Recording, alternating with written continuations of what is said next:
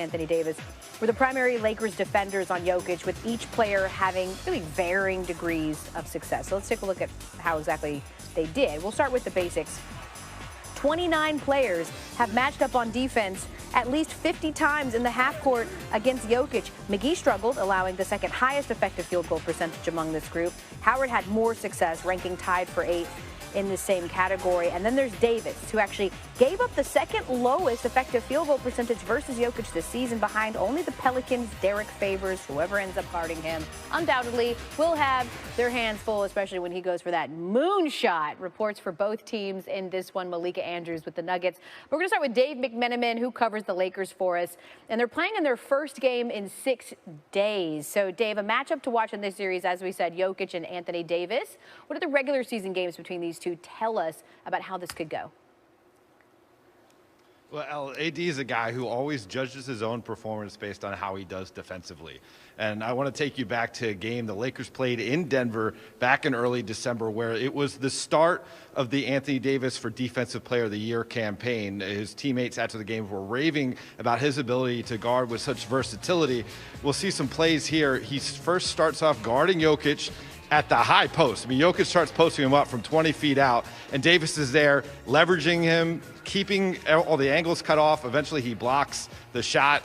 The possession, a couple minutes after that, he switches off of Jokic, shows his versatility, gets a stop on Jamal Murray, and then eventually another stop on Jokic, really just clamping down the Nuggets' potent offense. It's even more potent when they play at Pepsi Center in Denver.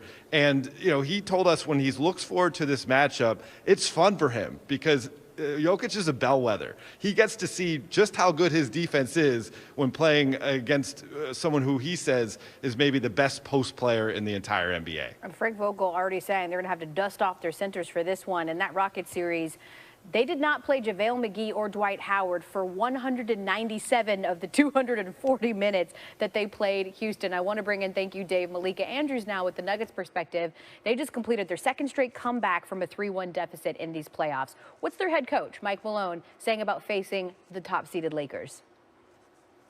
Well, Lishana Tova El, Happy Jewish New Year. And Michael Malone said that maybe we should just start the series down 3-1. We lobbied the league for it, he joked, but they said that we can't quite do that. So instead, they're just going to have a normal game 1 today. But he said the key for them is going to be what kind of intensity they can come out with, because he said that whether or not they are off of 2 back-to-back, coming back from 3-1 deficits. Is that going to be enough for them? Is it going to be enough for his guys that they have now made the Western Finals for just the second time in franchise history? Or are they going to come out with something else to prove? He said that they had for the first time, they had a full day off and then were able to get a full day in the gym between series. So he hopes that helps a little bit. But he's also thinking that the Lakers are going to come out swinging and they're going to need to match or outpower that sort of commitment. 3-1 has been the magic number, you could say, for those Nuggets. They'll need it again because, well, that's what the Lakers had in the regular season series over them. Now, you covered the Eastern Conference Finals for us yesterday. We all know C's down 0-2. Things got pretty heated in their locker room afterwards. Now, sources are telling our Adrian Wojnarowski that Celtics coach Brad Stevens had a late-night Thursday meeting with just the core group of C's, Kemba Walker, Jason Tatum, Jaylen Brown, and Marcus Smart, to work through some of the emotions after all that tension in the locker room after Game 2. And I know, Malika, you were reporting on this last night right outside the Celtics locker room. What more can you tell us? Well, basically, Elle, I was standing probably 25 feet from the mouth of the locker room yesterday. It was after a tough loss. They had a double-digit lead, the Celtics did, heading into the third quarter, and then they saw it slip away. And closing games has been a repeated issue for the Celtics. They lost every third quarter against the Toronto Raptors, and it happened again against Miami, and they found themselves in an 0-2 hole. So all of a sudden, I was standing next to Gary Washburn with the Boston Globe. We started to hear yelling. We started to hear screaming and swearing. It sounded like things were banging. Maybe something was being thrown. And then Marcus Smart left the locker room, still swearing, walking towards us and using the restroom. So this is something that happens after games. Sometimes Jaylen Brown said that he knows that he and Marcus Smart are family. This team is a family. What makes Marcus special is how fiery he is on the court, and sometimes that translates to off the court. And Brad Stevens was asked last night whether or not he thought this is something that he would need to step in, if he would need to play a role in smoothing things over. And he said that, well, I do that after every game, after every loss, that is my role. But clearly, according to Adrian Wojnarowski's reporting, he felt just a little something extra to make sure everything was clear, the air was clear before they head into Game 3 and try to get back in the series. He needed to get that done. We'll certainly see if it was an inflection point for a Celtics team that, to this point, has been disappointing their fans through the first two. Game 3 tomorrow night, 8:30 Eastern on ESPN. I'm your host, Allie Clifton. Joining me is our Lakers insider, Mike Bresnahan, and reporting live from the bubble still, from the OC Register, Kyle Goon. Hello. What's this? Are you miming for us? Get me out! Oh, that's what that is. How long have you been there, Kyle? 2 months? This is the good part. This is the stuff we've been waiting for. So I actually am pretty excited to see this Western Conference Finals kicking off tomorrow. Let's get it on. And let's get it done. Let's get out in 8. I agree. Let's get this edition of Access started with a look at the West Finals schedule. It all tips off on Friday, 6 p.m. Game 2 you see Sunday. Game 3 Tuesday. Every other day as it's been here in the postseason so far. Game 5, 6, and 7 if necessary. Following Thursday's practice session, LeBron spoke about the team's performance after the first 2 rounds of postseason play. Well, it's great to be playing the way we're playing right now. I mean, it's the postseason, and that's when you want to kind of hit your stride. We still have a ceiling that we feel like we can get better. And it's our job to not put a cap on where we can go. So we know as the series goes on, we start to get more and more comfortable with our opponent, with our schemes, with our system, of what we want to do. And we hope we can continue that in this series. And starting from game 1, being as great as we can be, and then figuring out ways we can be even better going into game 2, and so on and so on. Very resilient, very confident, very driven, and a very well coached team. And it takes a lot of energy, effort, and a lot of desperation to be able to come back from a 3-1 deficit.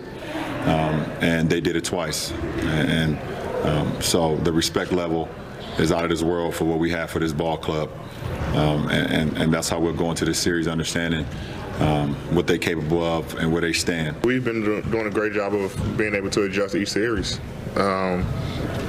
Portland was different from Houston. Houston is different from Denver. So we've been doing a great job the coach has been excellent in breaking down film and giving us the things and the tools that we need to be successful. So we've been great in adjusting it and making sure we're prepared for each opponent.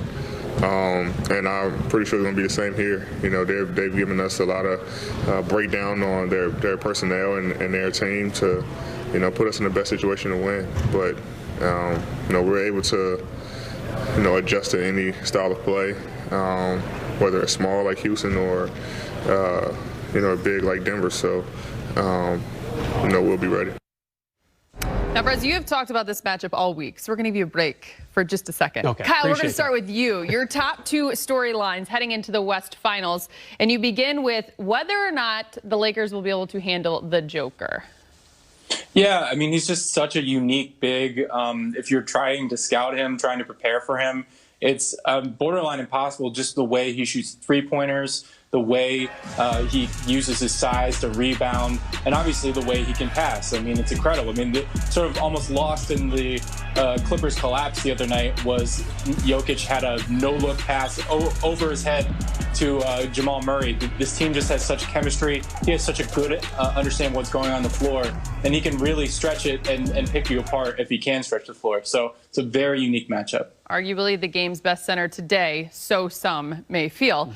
Number 2 for you, Kyle, from defense for the Lakers to their offense, you want to talk their 3-ball. Yeah, and this is something that was talked about before the seeding game, or while the seeding game were happening, before the playoffs started. We weren't sure if the 3-point shooters of the Lakers could space the floor, but they have. I mean, both KCP and Danny Green, even though they get roasted online, they're shooting above 38%. That's their job. And they've been really good at finding those opportunities. Alex Caruso's starting to hit. Kyle Kuzma has been a pretty decent 3-point shooter in the playoffs. And that's what they need to do. And to get space for Anthony Davis and LeBron James to do the work in the paint and get